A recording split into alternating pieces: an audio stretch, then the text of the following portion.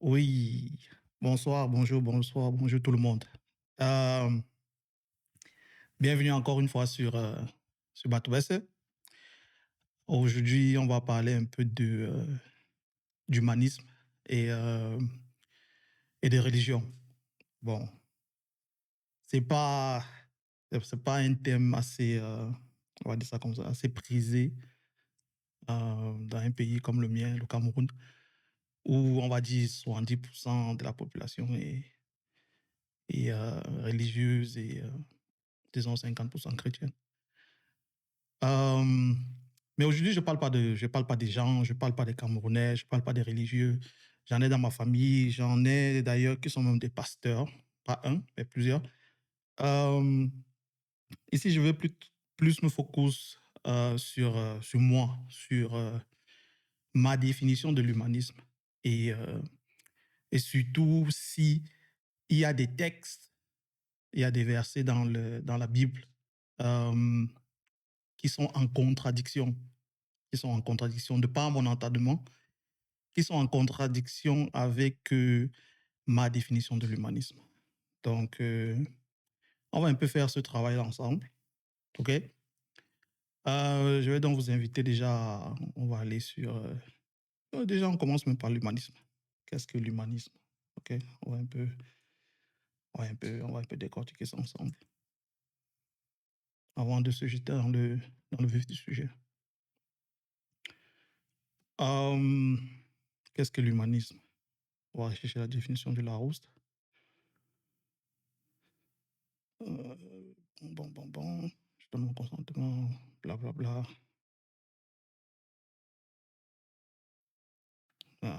C'est énervant. Bref, l'humanisme, l'humanisme, c'est quoi? L'humanisme qui place l'homme et les valeurs humaines au-dessus de toutes les autres valeurs. Mouvement intellectuel qui s'épanouit surtout dans l'Europe du XVIe siècle, qui tire ses méthodes et sa philosophie de l'étude des textes antiques. Quand on parle des textes antiques, bien évidemment, quand on parle d'Antiquité, l'Afrique antique, l'Égypte. Il y a les textes de la Mahat, mais bon, ce ne sera pas le thème d'aujourd'hui. Dans les textes de la Mahat, quand on dit cela, ils n'écrivent pas ça de manière, on va dire ça comme ça, de manière claire. Mais par exemple, dans les textes de la Mahat, les lois de la Mahat, il y a beaucoup de lois morales qui sont toujours d'actualité aujourd'hui. Tu ne tueras point, par exemple. Donc, philosophie qui place l'homme, l'être humain, et les valeurs humaines au-dessus de toutes les autres valeurs. Moi, je me dis humaniste.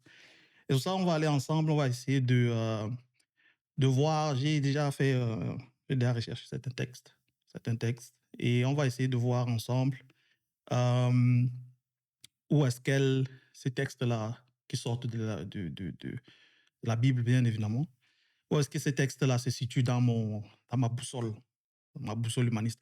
Et en parlant de boussole, je vais vous présenter un texte. C'est pas un texte, c'est une image. Je vais vous présenter une image qui selon moi, c'est un petit récapitulatif de mes valeurs au quotidien, quoi.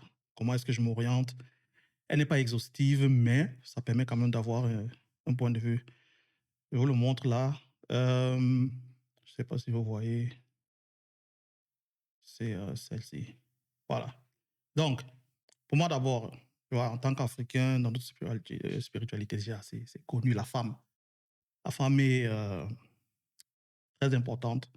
C'est la nature, la mère, la génitrice, la vie, quoi. Ensuite, il y a le respect que tu dois donner aux humains, à tous ceux avec qui tu habites la terre. Il y a l'humain en tant que personne que tu respectes, comme je l'ai dit tout à l'heure, mais aussi l'humain que tu apprécies et qui est ton semblable, on va dire ça comme ça. Et enfin, et pas le moindre, la famille. La famille, c'est-à-dire tous ceux qui sont, quand on parle d'enfants, on parle de relations humaines, de relations familiales, etc., etc. Qu'est-ce que ça c'est mes pour moi, hein, ça pour moi, ça c'est mes 4 points cardinaux. Maintenant, on va essayer de voir ensemble au niveau maintenant des textes. Euh, comment est-ce que comment est-ce que ça se représente. Je vais commencer par, comme je l'ai dit tout à l'heure, la femme. Quelle est la place de la femme dans le christianisme? OK? J'ai quelques versets. On va prendre peut-être, on va prendre le premier. Le premier, c'est 1 Corinthiens 14, 1 Corinthiens 14, versets 34 à 35. On va un peu essayer d'aller dans 1 Corinthiens. Je pense ici. 1 Corinthiens 14. Et on va lire, bon, c'est Louis II, hein, c'est la version du second. On va lire un peu. Attends, je ferme ça. Laissons lire le 34 au 35. 1 Corinthiens 14, 34 au 35. 34 au 35. Bon, ce qui vient avant, bon, avant qu'on me raconte, il faut d'abord lire les versets d'avant. Non. Bon, on va lire la 34 au 35. Revenez à vous-même, comme il est convenable, et ne péchez point car quelques-uns ne connaissent pas Dieu, je le dis à votre honte. Mais quelqu'un dira, comment les morts ressuscitent-ils et avec quel corps reviennent-ils? Ça, c'est 1 Corinthiens 14, 34 à 35. Ça? Ah, non, 1 Corinthiens 15. Ah, désolé. 1 Corinthiens 14, je dis. Ah, 1 Corinthiens 14 de la 34. Ouais, voilà. Que les femmes se taisent dans les assemblées, car il ne leur est pas permis d'y parler, mais qu'elles soient soumises selon que le dit aussi la loi. Si elles veulent s'instruire sur quelque chose, qu'elles interrogent leur mari à la maison, car il est assez à une femme de parler dans l'église, ok. Euh, déjà, pour moi, on lit les versets d'avant. Tu vas le lire dans 15, 50 manières. Pour moi, personnellement, moi, trilogie, il n'y a, il n'y a rien qui puisse justifier ça. OK? Pour moi, dans ma boussole des valeurs, il n'y a rien qui puisse justifier ça. Si elles veulent s'instruire sur quelque chose, qu'elles interrogent leur mari à la maison. Donc, ça veut dire quoi? Si j'ai une fille, euh, je lui inculque le sens critique, je lui inculque l'excellence, je lui, euh, je lui demande d'être une performeuse, de toujours rechercher la vérité, la connaissance. Et le jour où elle se marie, si elle est chrétienne, bien évidemment, si elle suit les textes, si elle suit les textes, si elle veut s'instruire, si elle veut continuer à sa quête de la connaissance, elle ne pourra plus le faire car il faudrait qu'elle interroge d'abord son mari à la maison. OK? Car il est malséant à une femme de parler dans l'église. Voilà, ça c'est le premier texte. On va aller à Timothée 1, Timothée 2. 1 Timothée 2. 1 Timothée, Léo. 1 Timothée 2, du 11 à 14. Du 11 à 14. Que la femme écoute l'instruction en silence avec une entière soumission. Je ne permets pas à la femme d'enseigner, ni de prendre de l'autorité sur l'homme, mais elle doit demeurer dans le silence. Car Adam a été le premier, Ève ensuite. Et ce n'est pas Adam qui a été séduit, c'est la femme qui, séduite, s'est rendue coupable de transgression. En gros, c'est que les textes disent ici, c'est la femme doit, en fait, elle n'a aucune raison de vouloir de s'enseigner, de se renseigner, d'avoir l'accès à l'instruction, ni prendre l'autorité sur l'homme. Je ne sais pas de quelle autorité on parle, mais elle doit demeurer dans le silence. Et en plus, ce n'est pas Adam, ouais, on dit bien ici, ce n'est pas Adam qui a été séduit, c'est la femme qui, séduite, s'est rendue coupable de transgression. Donc, elle est coupable de tous les maux. Sa place, c'est dans le silence. Non, non, non, non, non, non, pas possible. Et en bas, on dit, elle sera néanmoins sauvée en devenant mère, si elle persévère avec modestie dans la foi, dans la charité et dans la sainteté. Donc, une femme qui n'est pas mère n'est pas sauvée, en gros. Non, c'est une dinguerie, c'est une dinguerie. Donc, déjà, pour moi, c'est la première case. Première case dans mon, dans ma boussole humaniste, une boussole qui n'est pas exhaustive. Mais déjà, la première case, la femme, le respect de la femme et la femme comme, je vais dire le mot, comme génétrice de l'humanité, comme celle qui nous, la source de l'humanité, en fait, aucun respect. Du moins, les textes que je lis et la manière avec laquelle je comprends les textes, ok? Ça a été écrit ici, là, c'est sans ambiguïté, hein. Je ne permets pas à la femme d'enseigner ni de prendre de l'autorité sur l'homme, mais elle doit demeurer dans le silence. C'est écrit. Il y a sans ambiguïté. Bref, c'est chaud. Donc, ça va être un peu plus délicat là maintenant parce que c'est, ça n'a rien de rigolant. Déjà que ce qu'on vient de lire, ça, je veux dire, il n'y a rien de drôle là-dedans. Bon, maintenant, on va encore descendre un peu plus bas. Dans Deutéronome 21. Deutéronome 21, ok? Deutéronome 21, du 10 à 14. Et là, il est écrit, ben on va se... Je commence même d'ailleurs, attendez, je commence plus en haut, ok? Parce que je voulais prendre juste la 10 à la 14. Bon, je prends la 10, je prends la 10 à la 14. Lorsque tu iras à la guerre contre tes ennemis, si l'Éternel les livre entre tes mains et que tu leur fasses des prisonniers, peut-être verras-tu parmi les captives une femme belle de figure et auras-tu le désir de la prendre pour femme. Alors, tu l'emmèneras dans l'intérieur de ta maison. Déjà, il n'y a pas de... Si on s'arrête ici, il n'y a pas de consentement déjà. On est d'accord? Alors, tu l'emmèneras dans l'intérieur de ta maison. Elle se rasera la tête et se fera les ongles.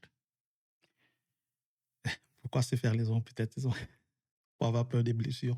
Je me dis, je ne sais pas. Elle quittera les vêtements qu'elle portait quand elle a été prise.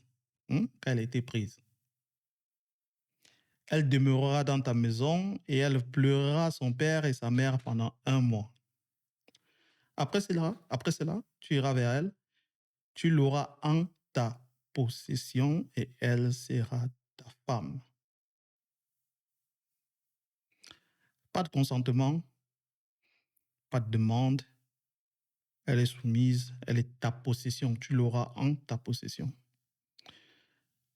En ta possession, on sait bien ce que ça veut dire. Si elle cesse de te plaire, donc, après plusieurs semaines, mois de guilde, si elle cesse de te plaire, tu la laisseras aller où elle voudra. Tu ne pourras pas la vendre pour de l'argent, ni la traiter comme esclave parce que tu l'auras humiliée. Parce que tu l'auras humiliée.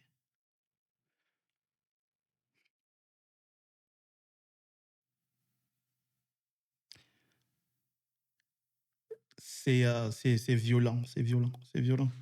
Donc, ici, on parle euh, du non-consentement déjà. Ensuite, on parle de viol, on parle d'humiliation, on parle même de possibilité de la traiter comme une esclave, mais tu ne pourras pas le faire. Parce qu'en temps normal, tu le ferais, mais là, tu l'as humiliée. Ouais.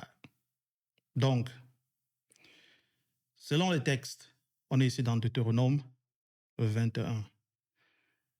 On a le droit de faire ce genre de choses à la femme. Je voudrais rappeler ici une chose avant qu'on ne continue. Je voulais rappeler ici une chose avant que certaines personnes viennent peut-être dans les commentaires me dire oui, c'est monté, c'est descendu. Je voudrais vous dire une chose. Hein. Moi, comme je dis là, je ne pense pas qu'il y a un Camerounais qui ferait une chose pareille. Du moins, je n'ai jamais. Je ne sais pas, je ne pense pas, mais je ne pense pas qu'il y ait des chrétiens camerounais qui feront ce genre de dingueries. Je ne pense pas, parce que je pense qu'on est en 2024 et ces personnes-là sont humaines. Je vais vous montrer un truc avant de continuer. Matthieu, verset 5. Et là, on ira au verset 17. Et c'est écrit, ne croyez pas que je sois venu pour abolir la loi ou les prophètes, je suis venu non pour abolir, mais pour accomplir. Car je vous le dis en vérité, tant que le ciel et la terre ne passeront point, il ne disparaîtra pas de la loi un seul iota ou un seul trait de lettre jusqu'à ce qu'elle soit toute, jusqu'à ce que tout soit arrivé. Donc, tout ce que j'ai lu et tout ce que je lirai, Jésus ne l'a pas aboli parce qu'ici, c'est Jésus qui parle, ok? Nous sommes ici dans le Matthieu 5. Et comme vous voyez, c'est Jésus qui parle. Dans les textes que je viens de lire, du Deutéronome, par exemple, dans l'Ancien Testament, elles sont valides, elles sont valables en tout temps et en tout lieu. Voilà les textes. Donc déjà, le premier point, comme je disais tout à l'heure, la place de la femme dans le christianisme, de par les textes que j'ai lus, la place de la femme dans le christianisme, déjà, dans ma boussole d'humaniste, elle n'est pas respectée. Ouais. On va passer à la prochaine étape. On va rester dans Deutéronome. On va parler parce que là, on a parlé de la place de la femme. On va parler maintenant du respect. Du respect. Respect de l'humain en général. On va aller dans Deutéronome 15. Deutéronome 15. Et on ira du verset 12 à 15 aussi. Si l'un de tes frères hébreux, homme ou femme, se vend à toi, et il te servira 6 années, et la 7e année, tu le renverras libre de chez toi. Et lorsque tu le renverras libre de chez toi, tu le renverras point à vide. Tu lui feras des présents de ton menu bétail, de ton air, de ton pressoir, de ce que tu auras par la bénédiction de l'Éternel ton Dieu. Tu te souviendras que tu as été esclave au pays d'Égypte et que l'Éternel ton Dieu t'a racheté. C'est pour ça que tu nous donnes aujourd'hui ce commandement. Si ton esclave te dit, je ne veux pas sortir de chez toi, qu'il t'aime, toi et ta maison, syndrome de Stockholm, et qu'il se trouve bien chez toi, alors tu prendras un poinçon et tu lui perceras l'oreille contre la porte et il sera pour toujours ton esclave. Tu feras de même pour ta servante. Alors, ici, on parle d'esclavage, on parle de respect de l'humain, de respect de l'autre. Comment se fait-il que ce soit possible, puisque je l'ai bien montré dans Matthieu 5. Aujourd'hui, puisque la parole elle est valable en tout temps et tout lieu, elle est divine, aujourd'hui, celui qui suit les textes pourrait prendre son frère ou sa sœur en esclavage, pourrait avoir des esclaves et il pourrait prendre un poinçon et lui percer l'oreille contre la porte pour qu'il lui appartienne pour toujours. Non, non, non. On est en 2024, je pense que nous, les Africains subsahariens, c'est un terme que j'aime pas trop. Nous, les Africains noirs, nous les Noirs, on a déjà une histoire assez compliquée avec l'esclavage. Déjà, c'est un permis là, c'est permis. Les textes le disent, c'est permis d'avoir ton frère et ta soeur comme esclaves si elle se vend à toi déjà comme. Et ensuite, si tu as des esclaves et que cet esclave ne veut pas sortir de chez toi, c'est terrible ça. Tu as le droit de percer ses oreilles. Ouais, c'est ça. C'est terrible, c'est terrible. On va prendre un autre texte. On va aller sur Éphésiens. On va aller ensemble sur Éphésiens. Éphésiens 6. Ah, j'ai pris le 5 là. Éphésiens 6. Éphésiens 6, verset 9. Et vous, maîtres, Bon, je vais commencer à la vite. C'est bon, ça, on va pas comprendre. Euh, on peut même lire, bon, serviteur. Bon, pour faire un peu un bon décalage, parce que certains disent, oh, le serviteur, la servitude, c'était l'esclavage. Ah, non, non, non, non. Commençons à la 5. Serviteurs, obéissez à vos maîtres selon la chair, avec crainte et tremblement dans la simplicité de votre cœur, comme à Christ. Non pas seulement sous leurs yeux, comme pour plaire aux hommes, mais comme des serviteurs de Christ qui font de bon cœur la volonté de Dieu.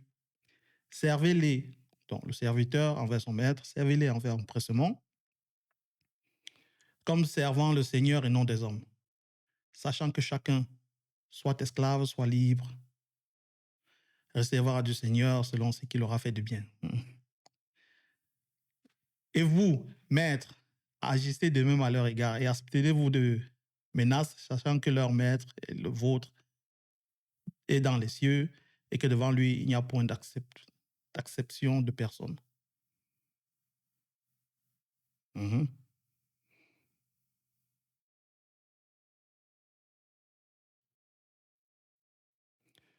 Ouais. Donc, on demande aux serviteurs, aux esclaves. Attends, qu'est-ce que j'ai fait ici là? Attends, on peut aller dans peut-être le CV. Ah, ah, ah ouais. Bon, dans la version du Seigneur, c'est un peu plus pointilleux, on va dire. Éphésiens 6. Vous, esclaves, ah, lui, second, c'est un marmailleur, le type. Aïe, aïe, aïe, aïe, aïe. OK. Qu'est-ce qu'ils ont mis ici? S'il faut d'autres. La population des villes antiques était composée d'une proportion élevée d'esclaves. Hein? Vous voyez? Donc, il n'y a pas de marmaillage là. Vous, esclaves, obéissez à votre maître terrestre avec toute la crainte qui s'impose, avec droiture de cœur, et c'est là par égard pour Christ. Je pense que le verdict est assez clair. L'esclavage n'est pas aboli dans les textes chrétiens. Et ça, c'est le Nouveau Testament. Hein? Le Nouveau Testament. Ouais. Vous, esclaves, obéissez à votre maître terrestre. Ceux qui vont me parler de... Même aujourd'hui, les employés sont des esclaves, c'est pas la même chose. On vous donne la définition d'esclave. Un esclave, c'est une possession. Un esclave, c'est un objet qu'on peut léguer. Qu'on peut léguer. Toi, quand tu es employé, on ne te lègue pas. Si tu veux démissionner, tu démissionnes. Quand tu es employé, tu démissionnes. Tu peux dire je m'en vais et personne ne fera de toi rien du tout. OK? Donc, or, bon, voici. C'est. Ouais, maître et esclave. C'est ça. Bon, on va continuer, on va continuer. J'ai encore un dernier texte là sur le respect de l'humain, parce que si on parle de respecter la vie humaine, hein, l'esclavage, ce n'est pas du respect. L'esclavage, ce n'est pas prendre en compte une vie. Pas du tout. On va aller dans Colossiens, verset 4. Maître, traitez vos serviteurs avec justice et d'une manière équitable, car vous savez que vous avez, vous aussi, un maître dans le ciel. On regarde dans lui, c'est comment? C'est qu'il a lui, il a écrit le marmailleur. Maître, accordez à vos serviteurs, c'est clair. C'est clair. Un peu de marmaillage de gauche-droite, là, on essaie de jeu des jambes. Dinguerie. On essaie de voiler les. C'est bien, c'est bien, c'est bien. Non, mais comme vous avez. Je pense que traitez maître, traitez vos serviteurs. Ouais, bien évidemment. Bien évidemment. De toutes les façons, on ira au. C'est un peu ce que je voulais vous montrer par rapport au sujet du respect. Parce que déjà, en tout cas, respecter les textes, ok? Respecter les textes et soumettre les êtres humains comme les textes le disent ici, moi, je trouve trouve pas ça intéressant. OK? Pour moi, c'est pas de l'humanisme. L'humanisme, on se veut de ne même pas d'abord avoir des esclaves. Déjà, c'est pas du tout. Quand tu respectes un être humain, quand tu respectes la vie, tu n'as pas d'esclave. Tu n'as pas d'esclave. Bon, on va maintenant aller dans l'humain en tant que tel. L'humain en tant que tel, c'est par exemple le respect de la vie. Quand je parle de la vie, je parle des meurtres. Par exemple, ôter la vie. Hein? Qu'est-ce qui se passe dans les textes? J'ai récupéré quatre versets que je vais partager avec vous, bien évidemment. Il y a le Deutéronome, ce livre génial, Deutéronome 15. On était là tout à l'heure, je pense. 15. Non, c'est le Deutéronome 13. Ah, je me suis trompé, désolé. Deutéronome 13, du verset 1 à 15. Ah, il est long. Il est long, il est long, il est long. Bon, on va aller où? On va aller où? On va aller où? Du 1 à 15. Bon, je ne vais pas tout lire, hein, parce que c'est long, c'est long. Bon, je vous donne, bon, bref, je vous ai donné la source, Deutéronome 13, du 1 à 15. Bon, on va aller on va commencer peut-être à la 6. Bon, c'est l'Éternel, votre Dieu, qui parle. Si ton frère, fils de ta mère ou ton fils, ou ta fille, ou la femme qui repose sur ton sein, ou ton ami que tu aimes comme toi-même, t'incite secrètement en disant, allons et servons d'autres dieux. Je rappelle que les Bamilékés, parce que bon, je suis un Bamiléké, dans notre spiritualité, on sert d'autres dieux. On sert, il y a des divinités selon certaines tribus en Afrique. Chez les Bamilékés, on a une divinité qui n'est pas essentiellement le dieu d'Abraham. Hein. Donc, je pense que selon le point de vue chrétien, ou bien le Dieu d'Israël, d'autres dieux seraient des divinités qui ne sont pas lui.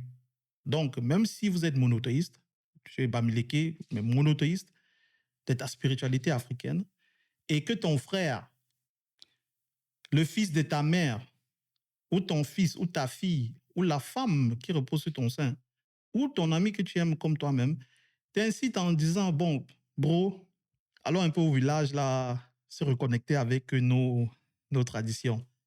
Des dieux que ni toi, ni tes pères n'avaient connus. Bien évidemment, si ton père était chrétien parce que, tu vois, la colonisation, etc., si ton ami vient et te dit, ou bien ton fils, ou bien ta femme, ou ton frère viennent et disent, oh, bro, est-ce qu'on peut faire un retour aux traditions africaines, à la spiritualité de nos ancêtres, on va dire ça comme ça, primaire. Primaire dans le sens, c'est pas péjoratif. Primaire, ça veut dire celle qui avait la primauté, dans les premières. D'entre les dieux des peuples qui vous entourent, près de toi ou loin de toi, d'une extrémité de la terre à l'autre, tu n'y consentiras pas. Et tu ne l'écouteras pas. Tu ne jetteras pas sur lui un regard de pitié. Tu ne l'épargneras pas et tu ne le couvriras pas. Mais tu le feras mourir. C'est une dinguerie. Tu le feras mourir. OK? On parle ici d'un être humain qui a juste... je prends vraiment dans le contexte camerounais. OK? Au Cameroun, on a différents types de peuples. Il y a le peuple bamileke, qui est assez ancré dans sa culture. OK? Bon, on vit un syncrétisme parce que, bon, voilà, le Cameroun n'a pas été épargné par les razzias, on va appeler ça comment, arabo-musulmanes et toutes les conquêtes européennes. Donc, on vit un syncrétisme parce qu'on nous a apporté des cultures et on a nos cultures qu'on avait et qu'on a essayé de conserver tant bien que mal. Donc, si on est dans ce contexte-là et ton frère, le fils de ta mère, ta femme, ton fils, ton ami que tu aimes, ton meilleur ami que tu aimes bien, te dit un jour, il est aussi bamléké, peut-être. Oui, il est bêti. Oui, il est Douala, il est Sawa. Te dit, mon frère, allons au Gondo, allons rendre hommage à nos divinités ou bien notre divinité, ça dépend. Tu n'y consentiras pas. Ce que tu dois faire, c'est quoi? D'après les textes, d'après les textes, tu le feras mourir. Ta main se lèvera la première sur lui pour le mettre à mort, et la main de tout le peuple ensuite. Tu le lapideras, et il mourra parce qu'il a cherché à te détourner de l'Éternel, ton Dieu, qui t'a fait sortir du pays d'Égypte d'une dinguerie, de la maison de servitude. Je ne comprends pas. Je comprends pas. C'est une dinguerie. C'est une dinguerie.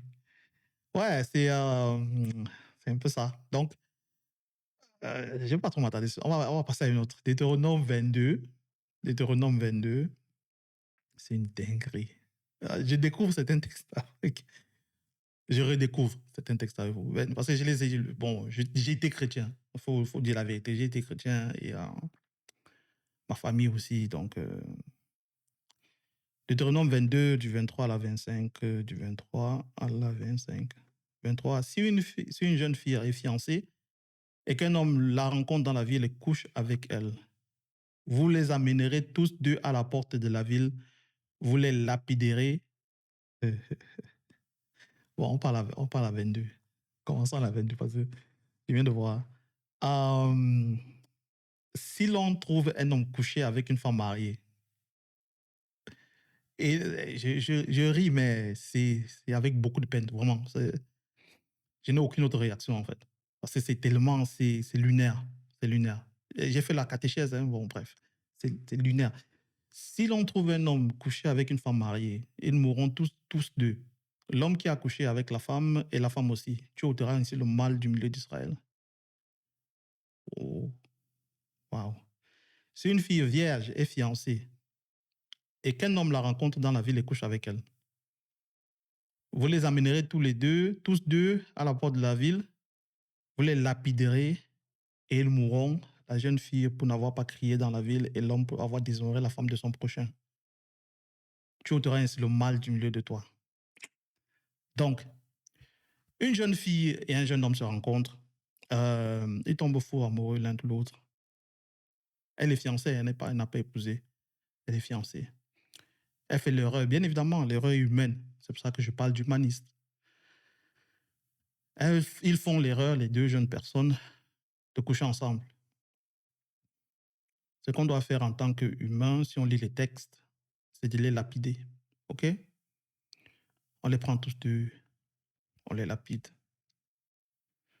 Ça, ce sont les textes. On va au Deutéronome 21. Deutéronome 21, celle qui était plus haut. Et 18 à 23. OK? Du 18. Si un homme a un fils indocile et rebelle, n'écoutant ni la voix de son père, ni la voix de sa mère, ne leur obéissant pas, même après qu'ils l'ont châtié, le père et la mère le prendront et le mèneront vers les anciens de sa ville et à la porte du lieu qu'il habite. Ils diront aux anciens de sa ville, voici notre fils qui est indocile et rebelle, qui n'écoute pas notre voix et qui se livre à des excès et à l'ivrognerie. Et tous les hommes de sa ville le lapideront. Donc, et il mourra, bien évidemment. On ne le lapide pas pour qu'il vive, mais on précise, et il mourra. Tu ôteras ainsi le mal du milieu de toi afin que tous Israël entendent et craignent. Bon, moi, ça me touche particulièrement parce que j'étais un fils indocile et rebelle. Moi, personnellement, j'étais indocile et rebelle. Donc, à l'heure actuelle, j'aurais dû, si on écoutait les textes, j'aurais dû ne pas être en vie.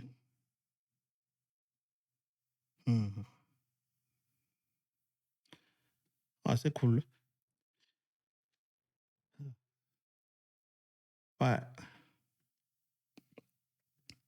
Donc, la femme, il y a des textes qui ne la respectent pas, qui nous demandent de la traiter comme une moins que rien. Le respect, selon certains textes, on ne le doit à aucun humain parce que, bon, voilà, on peut les mettre en esclavage. L'humain en tant que tel, on peut le meurtre, on peut le tuer parce que, bon, voilà, si tu es ivrogne, tu n'écoutes pas tes parents. Si tu es vierge, tu couches avec un homme t'a plu, tu donnes ton consentement, on lapide le mec. Et si un de tes frères, ta femme, ton fils ou bien ton meilleur ami te demande d'aller, nous en tant qu'Africains, surtout dans le contexte africain, d'aller louer, rendre hommage à nos divinités, une divinité africaine, on devrait vous pendre, te tuer. Et toi, en tant que personne, tu te porteras le premier coup. Donc, dans les 3 points cardinaux, déjà, il n'y a rien. Rien qui est respecté. OK? On va aller vers le dernier point. Là, je vais être très rapide parce que c'est... je dépasse, je suis à la 35 minutes là, c'est beaucoup. On va aller à Matthieu. C'est Matthieu 10. Matthieu 10, du verset 34 à 39. Du verset 34 à 39. Ne croyez pas que je sois venu apporter la paix sur la terre. Je ne suis pas venu apporter la paix, mais l'épée. Car je suis venu mettre la division entre l'homme et son père, entre la fille et sa mère, entre la belle-fille et sa belle-mère, et l'homme aura pour ennemi les gens de sa maison. Celui qui aime son père ou sa mère plus que moi n'est pas digne de moi. Et celui qui aime son fils ou sa fille plus que moi n'est pas digne de moi. C'est une dinguerie.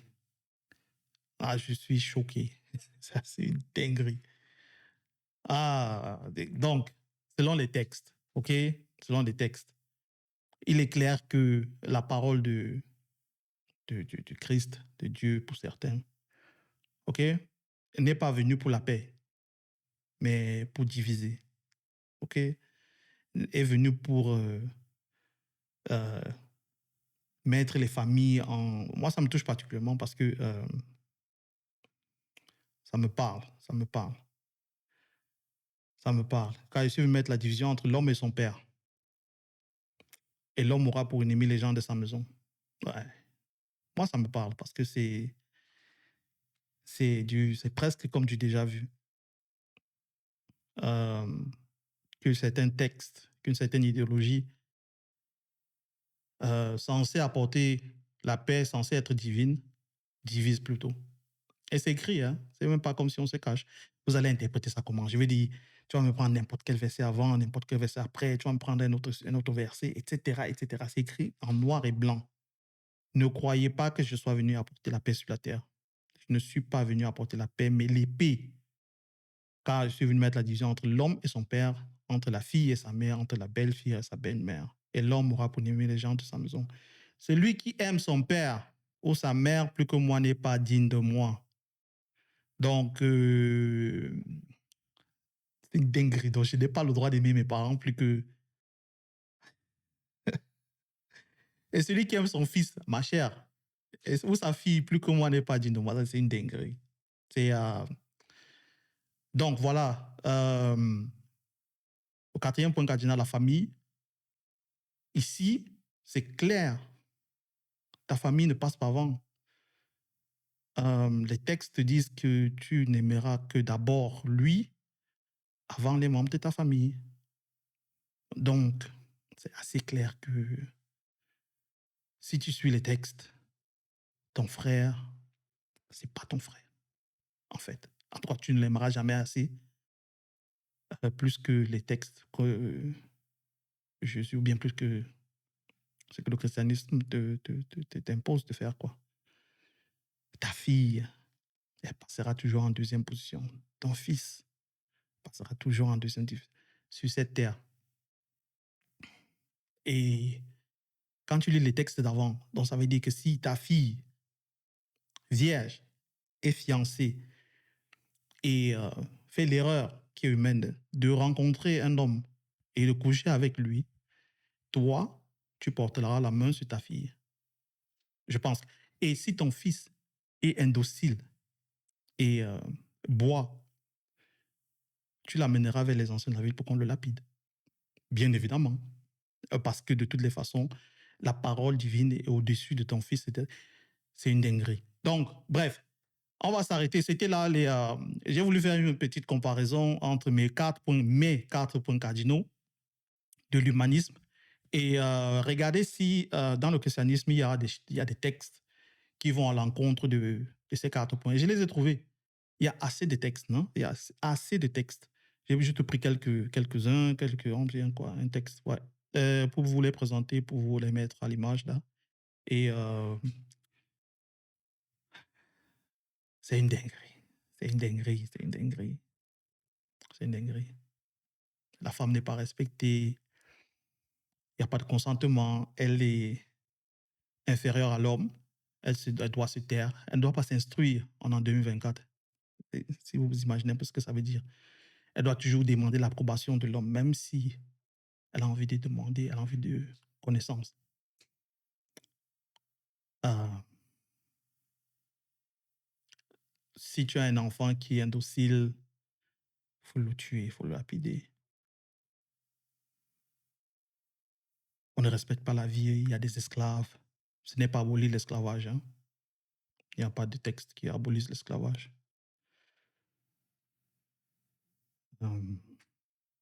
Tu as le droit de tuer une jeune fille, ça peut être ta fille, vierge, qui a couché avec un homme. Mhm. Mhm. Les textes disent qu'ils ne sont pas là pour apporter la paix, mais l'épée.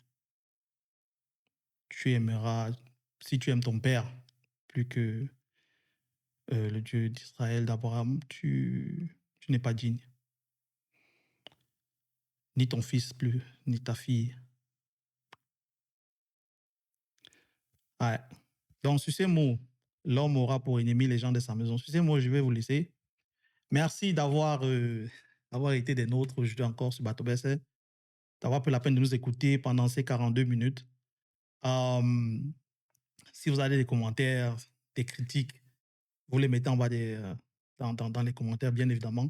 Et comme je disais, ce sont les textes et ça n'a rien à voir avec les religieux ou bien les croyants, qui, je pense, sont dans une grande majorité, ne sont pas pour certains de ces passages. J'en suis persuadé, car ce sont des humains. Donc, sur ces mots, je vous dis bien évidemment bonsoir ou bien bonjour et à la prochaine sur Bateau Besset. Dinguerie.